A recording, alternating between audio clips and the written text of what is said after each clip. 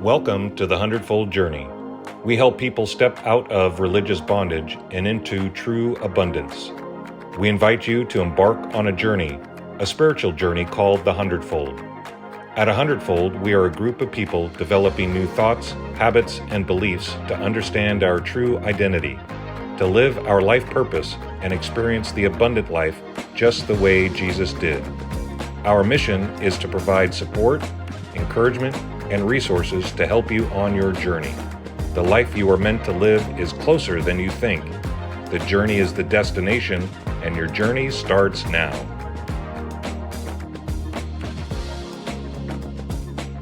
Hello, Doug here from the Hundredfold Journey. Thanks again for joining us on this Grace Awakening Network program. We are embarking on a journey to know your true identity, to live your life purpose, and experience true abundance. Because a Hundredfold is about a group of people who are looking to find their true identity, and by doing so, finding God's true identity. So thanks for joining us today on this teaching, which we're talking about the 7 I am statements of Jesus. In the book of John, Jesus declares 7 different times I ams, and we'll describe what each one of those are in this series. Today, we're going to be talking about I am the light of the world. But our memory verse for this entire series is John 14:20.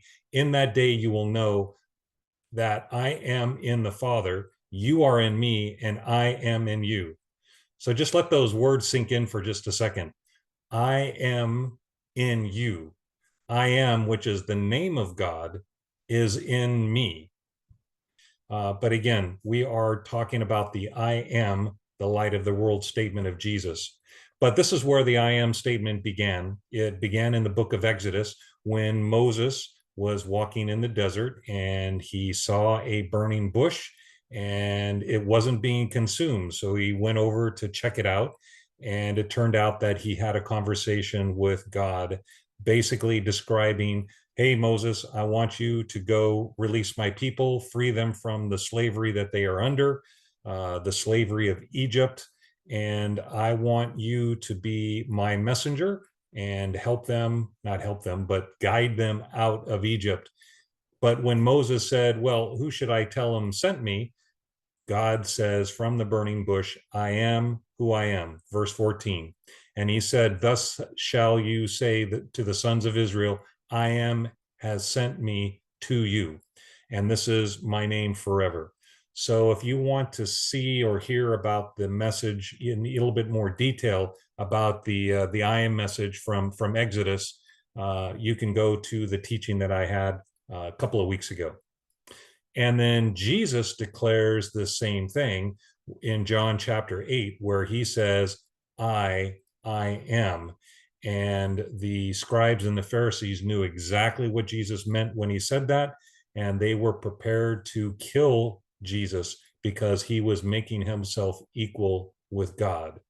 So that's the emphasis on I am, and why we're placing that emphasis on the I am statement of Jesus, because Jesus was declaring that God was in him and that he was one with God. And guess what? That truth is true for us. We have God dwelling in us. That's the reason for our memory verse, John 14:20, where it says that I am in you. You are in me. We are one. There is no separation. So we have God in us. We're his dwelling place. So we can make that same statement that Jesus did, that I am one with the Father. So pretty amazing. Now, what then did Jesus say about himself? Last week, we talked about his first I am statement, which was, I am the bread of life. And today we're talking about, I am the light of the world. So here's the verse, the John chapter 8 that talks about that. John chapter 8, then Jesus spoke to them, the scribes and the Pharisees, saying, I am the light of the world. He who follows me shall not walk in darkness, but have the light of life. Then the Pharisees therefore said to him, you bear witness of yourself, your witness is not true. Jesus answered and said to them, even if I bear witness of myself, my witness is true, for I know where I come from and where I'm going. But you do not know where you come from and where you are going. You judge according to the flesh. I judge no one. And yet, if I do judge, my judgment is true, for I am not alone, but I am with my Father who sent me. It is also written in your law that the testimony of two men is true. I am one who bears witness of myself, and my Father who sent me bears witness of me. Then they said to him, where is your Father? Jesus answered, you know neither me nor my Father. If you had known me, you would have known my Father also. These words Jesus spoke in the treasury as he taught in the temple, and no one laid hands on him, for his hour had not yet come. So I find it very interesting that in the midst of Jesus making this statement about the light of the world, that he is declaring the blindness of the scribes and the Pharisees.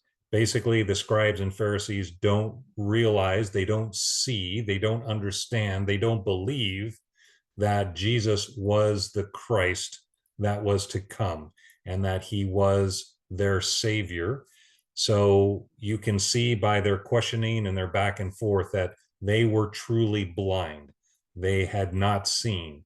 And in fact, that's the judgment, as we'll read later, the judgment of the world is that we are in darkness. We prefer our ignorance. We prefer to believe what we think we believe is to be true, the truth about who God is and the truth of who we are. And that ends up blinding us where we can't see the truth. And this is why Jesus came to be the light of the world, is he revealed who the Father truly was: loving, caring, no separation, no condemnation. It was unconditional love, even to the point where Jesus says, hey, in order to wake up these people, in order to show the true light, I'm willing to die to reflect that. I love these people so much that I'm willing to die for them. It wasn't God's punishment or curse on Jesus. It was the way that God demonstrates his love towards us, and that while we were yet sinners, Christ died for it. In the midst of our darkness, in the midst of our blindness, Christ comes and sheds the light. The question is are we willing to listen and change open our eyes and see the truth of who we truly are and who God truly is? So as I did the last couple of lessons, and I really like doing this, is going into the Greek and Hebrew words, the actual words that were used. And in this case, the Greek word for light is phos, right? Or pho, like in photon, which is a packet of light. And I'll be getting into that in just a second. But the pho is a source of light or radiance. That's kind of the Greek translation. And it can be interpreted three different ways. It could be a literal light. This is the most basic meaning, encompassing any kind of light source, natural or artificial. Figurative light can represent things associated with light, such as I have the light, the knowledge of light, of truth and purity, right? That's where light is. Or divine light, in some context, particularly in the New Testament, refers to the light of God. And that's kind of what we're talking about now, is it's a divine light. It's a divine spark that actually we all have.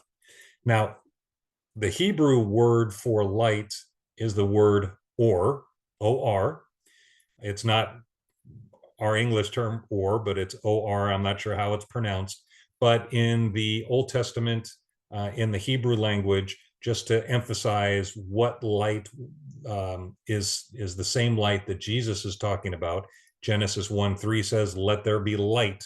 That is the word or. In Psalms 36:9, for you is the fountain of life. Your light we see light. So with God's light in us, we're able to see the light.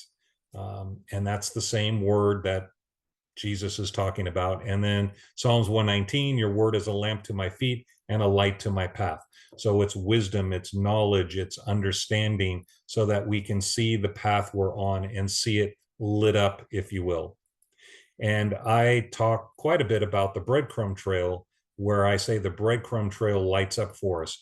when we're listening and we set the intention to look for God, and our eyes and ears are open, it's as if a breadcrumb trail lights up and shows us the path each step of the way that we should be taking. And that's what this is talking about, is that light lights up, the path lights up for us. And then something that I also like to do is actually look at the spelling of the word in Hebrew. Our translation has or, but in the Hebrew, it's actually 3 letters, Aleph, Vav, and Raish. So when we look at, and I covered this in the first session where I talked about the I am and the origination, the Hebrew letters. Each of the Hebrew letters have a meaning or a definition. They also have a symbol, and they have a number associated with them.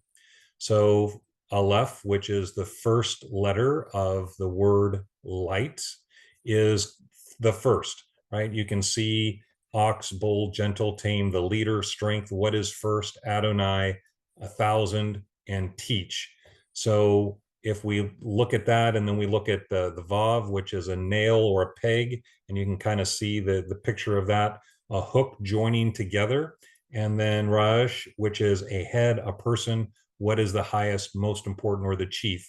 So if you look at this in the Hebrew language and you define it by the letters, the first joins together the head. So basically it's saying that the light of God, the light of understanding, the light of wisdom, where our eyes are, we are then able to see.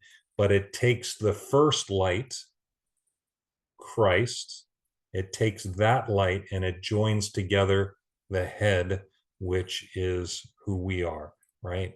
The head, the wisdom, the knowledge. So we're joined together, and the light is what brings that together. It reveals itself. It joins us together, because now we can see the truth, and then we can be joined together with it as one. Now, the truth is that we are already there. We're already one. It's just we don't realize it. We don't see it. We're like the scribes. We're like the Pharisees, where we're blind. We can't see. We think we know all there is to know about God. Someone comes along that tells us something different, and then we say, nope, sorry, can't believe it, and refuses to believe it. In fact, even kills the messenger. And in this case, that's what they did to Jesus. So the idea here is for us to have our eyes opened and not blinded to the truth. Now, getting a little different in regards to the word, the Greek word pho, is I wanted to dig a little bit deeper to what that word actually means in Greek in today's language as it relates to quantum physics. So pho is also used in the word photon, is the basic building block of light and other forms of energy we call electromagnetic radiation. And here's the scientific breakdown. And you know, I'm not going to read all of this, but it's an elementary particle. It's the smallest particle of light, and we can actually identify or make them into particles of light. Interesting, they have no mass. Unlike most things, photons have no weight or mass, which allows them to travel super fast. In fact, if you drop down to the very bottom, you can see that these packets of light travels at 186,282 miles per second, which is the fastest speed limit in the universe as we know it. So that's how fast light travels. 186,000 miles per second. Just a fun fact, it takes 8 minutes for sunlight, for a photon particle to go from the sun to Earth. It takes 8 minutes. So at 186,000 miles per second, I mean, that's trucking pretty fast, but it still takes 8 minutes to get here. So it just shows you the distance that we live in. I mean, our universe is amazing. So the point of this slide is that light can be broken down to its smallest form, which we call a photon. All right. Now, what's interesting about photons is that they can have two different properties. And one is behave two different ways. One way they behave is in a waveform. And a wave, if you want to describe it, it's like you throw a pebble in a pond, just like the picture there, where you throw it and the waves go out and they have a rippling effect that spread outward in circles. This is similar to how light waves behave. Light can spread out and bend around corners just like the ripples in the water. Okay, so pretty cool. But they can also act like a marble. So marble behavior is each marble represents a photon hitting a specific spot on the target. This is similar to how photons can be absorbed by objects or interact with them like tiny particles. For example, I'm wearing a dark blue shirt. The reason why you can see that I'm wearing a dark blue shirt is because the photons that are bouncing off of my light and going into your eye, it has the vibration of dark blue. So it's coming at you at a particle form as it's showing you what you're seeing. I hope that makes sense. The mind-blowing part about the photons can exhibit both behaviors depending on the situation. Both behaviors as in they can act like a wave and they can act like a particle. So how do we know all of this? If we go back to 1920, a gentleman with the last name of Young, I can't remember his first name. I want to say Robert Young for some reason. They did an experiment where they confirmed that a photon, a packet of light, a particle, when they shoot the particle, it can act in two different ways, a wave form and a particle form. And that study was done in 1920. And since then, it's been repeated, I want to say at least hundreds of times, if not thousands of times. If you go and you Google the double slit experiment, as it shows down there, you'll see all sorts of videos and it's fascinating. And what's really cool about this is that this is the way that God has designed our universe, our physical reality, and how we have the ability to bend and shape it. I say that we are a co-creator with God. I'm not the God that created me, but I have God in me, and he's given me all rule and authority here on earth, just like he did to Adam and Eve way back in the garden. Have full reign, populate and populate the earth. And in fact, in the New Testament, we're called kings and priests. So Jesus is the King of Kings, and I'm one of the kings that he's king of. Jesus is the high priest, and I am also a priest. I'm not the high priest, but I'm a priest. So I have rule and authority here on earth. And the way he is allowing me to govern this world is because he also declares that I am light. You are the light of the world, and not we're to be set on a hill, not covered over by a bushel, right? So allowing this light to shine through us is the way he designed it. So here's just kind of an example. So here's the waveform and a particle form. So a waveform, it's coming in like water. Particle is like a little BB or even a bowling ball, right? Think of it just a heavy mass. And the dual slit screen is you have two openings, and they shoot the particles, they shoot the waves, they shoot the photon. Excuse me, let me back up. It's not a wave, it's not a particle. They shoot a photon, a packet of light, and they shoot it towards this two slits. And when it acts like a waveform, it has what's called an interference pattern on the back of the screen. And then when it's in a particle form, it actually has two lines in the back. So then you think, okay, what determines a wave and what determines a particle? How do I know which one it's supposed to be?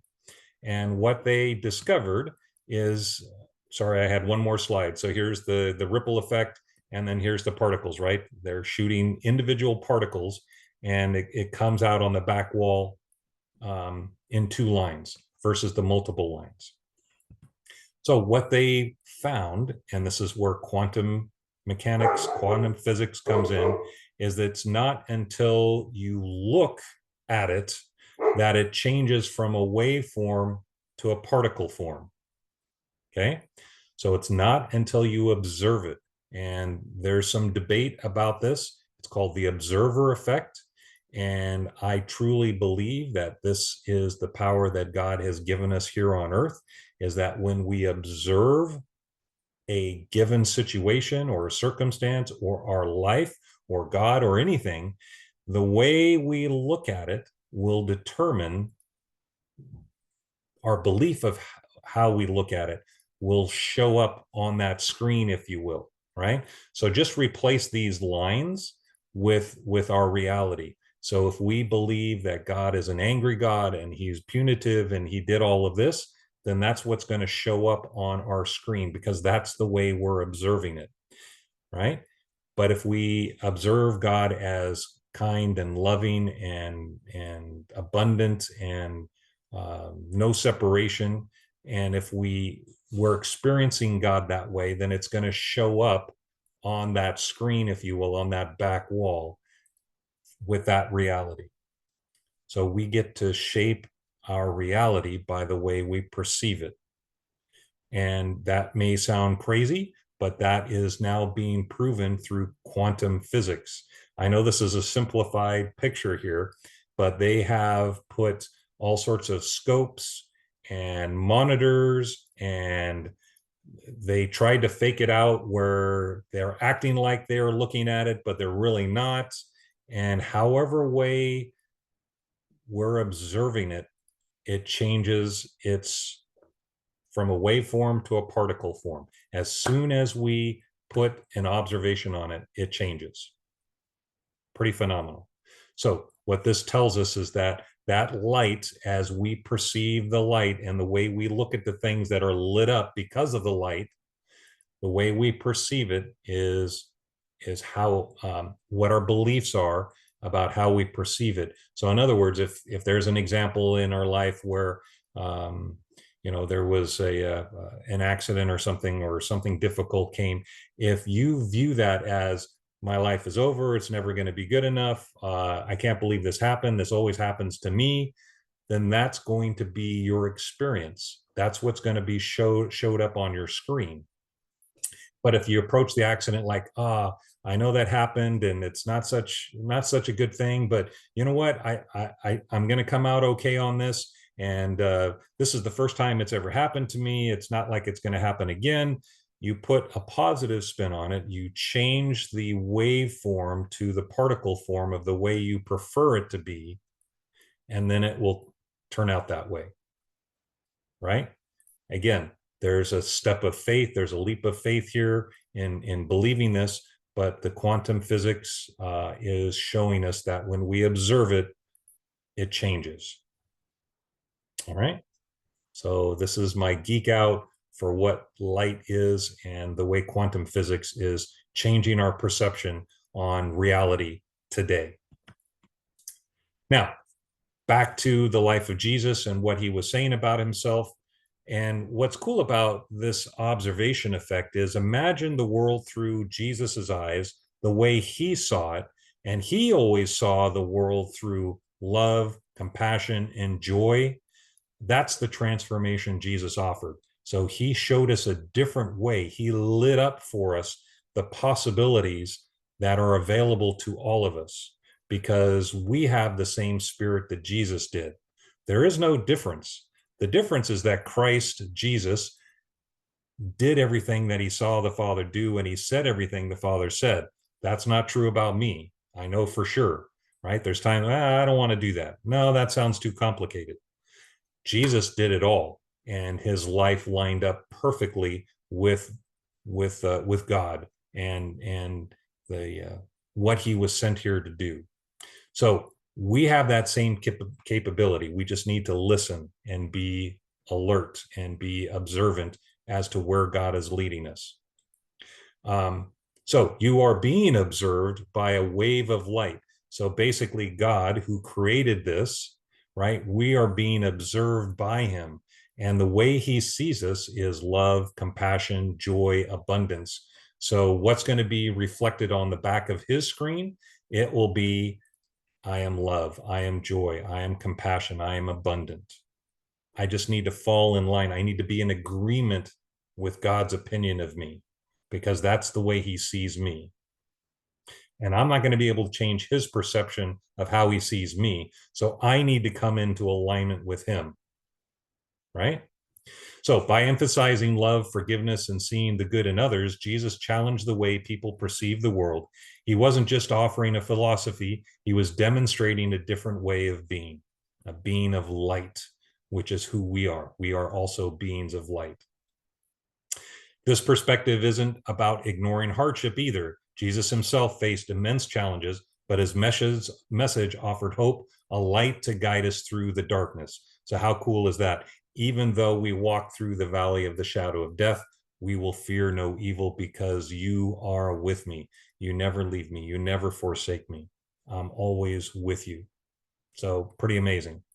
So here's the powerful part. Jesus told us we have this light within us. We are all capable of experiencing love, joy, and abundance that he embodied. He wasn't some distant deity out there somewhere, but a fellow human showing us what's possible. So be the light to embody the love. Jesus showed us who we truly are. So come into alignment, make that possible for you, where the waveform, right, when you look at it a specific way, I am light, I am love, I am joy, I am abundant, then that's what's going to be reflected on your screen, which is your life, right? You'll all of a sudden start to see these things manifest. They'll show themselves to you because you changed the form and the way you saw it. Pretty amazing.